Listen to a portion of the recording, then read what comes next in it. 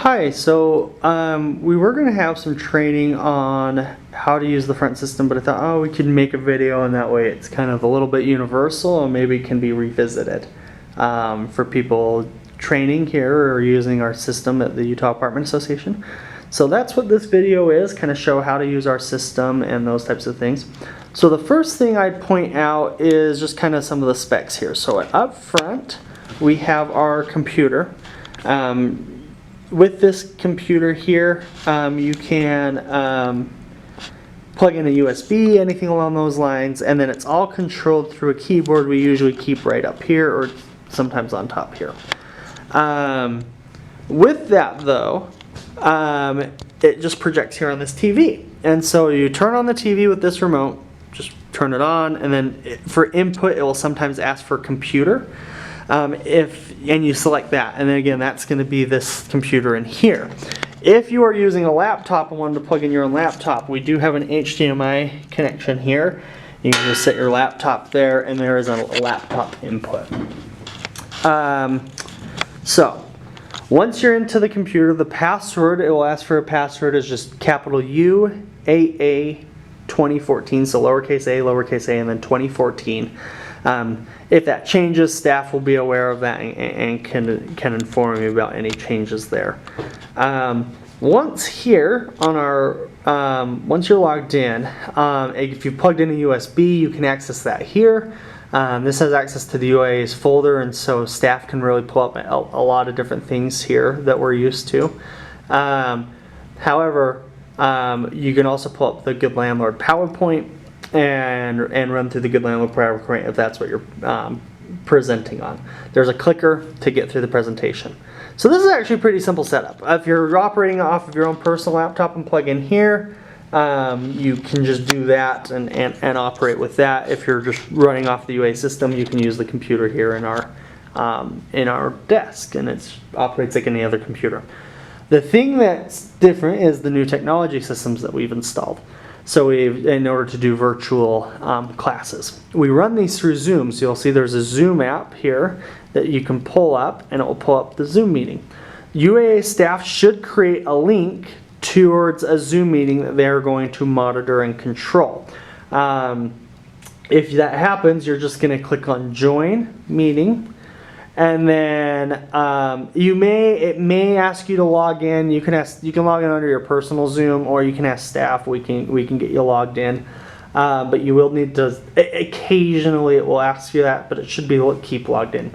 You'll join the meeting though, and you'll just enter in the meeting ID and then your name. And then again, staff's going to monitor that. To show you how that looks, I'm actually going to just start a new meeting, right? So I'll pull up here. You'll notice. Again, it's kind of doing this like effect where it's going on forever here, which is not bad. But we're going to join with computer audio, and so now it says you are now using computer audio, and we can enter full screen on this. So this is when people look at you, what they are seeing right now. This is exactly what they're going to see. So if you're just presenting, not using a PowerPoint or something, this is actually probably the best view, and then they can just watch you. The thing that you may have to look at this is going to be for audio. You can see I can mute it. It's picking me up right now. And then select a microphone. Here for the UAA's classroom system, we're only going to use this HD webcam. It's this right here. It's this webcam. It has good enough audio to pick up you as the presenter, as well as questions asked by the class. It should default, but if for some reason audio is not working, that would be the first place to check. Again, this is exactly what a student's going to see when they're logged into Zoom. They're going to see this. You can see me holding the camera. Hi, right? The second thing, though, you can do is you can share your screen. If you select down here the Share Your Screen green button, and we select the PowerPoint, now I'm going to hit Share. And then I'm going to full screen it through the PowerPoint system. Now I can click through here like a PowerPoint. And this screen right here, what you're looking at, this is exactly what students are seeing. They're going to see the PowerPoint there with little figure in the corner, which is, again, that larger video of what the camcorder is picking up. So they still get the personal interaction with you there in the corner. but they also get this personal interaction of looking at the PowerPoint. And you can toggle between this as well as, again, a UA staff member, again, more than likely Stephanie, is going to be monitoring this, and they can help switch back and forth. But the students will be able to ask questions. That's going to come through the TV audio if they ask a question. And if students ask it in the class, they're going to, again, pick up the audio through, just like your voice, because that audio is coming from that speaker there on the ceiling.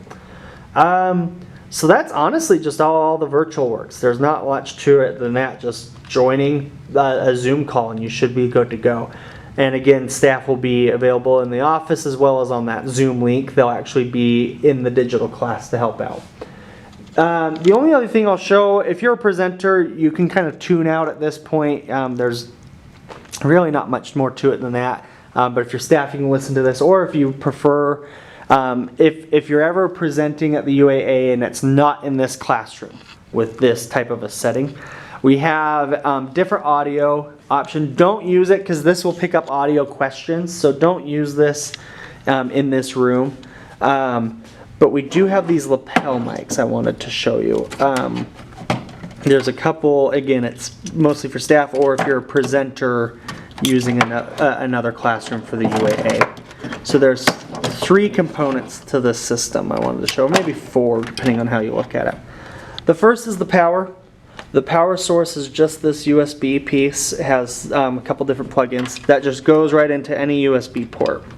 So that just plugs in. I apologize, it's not wanting to focus right now. Second component is going to be this computer. You'll notice I have a converter on it, and so all this is it plugs into an aux cord jack, like any audio, like headphones. So all this does is go into the headphone jack of any computer or phone for that matter, and then it receives power from that USB port. Apologize, zooming in here as we plug this in. And it does hold a charge, but honestly, you could probably just leave it plugged in, but it does hold a charge. It's best to hold it. And so it can operate remotely. So that's the first and second piece. The third piece are these 2 things, which are just lapel mics. They have, again, a little microphone piece, and then the piece that goes in your pocket and a cable connecting them. These also charge using this exact same cable. This exact same USB has 3 different plug-offs, and they're all USB 5Vs.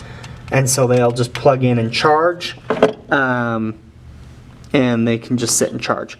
Again, this system, don't use in this classroom, in the UA's main glass classroom, because the audio on that little speaker will pick up class questions, and it works just fine. But if you ever move to a larger auditorium, you're presenting a larger auditorium where we're using this system, these will work at actually picking up. The biggest thing is, as a presenter, you just have to make sure to repeat questions, because if it's virtual, it won't be picked up.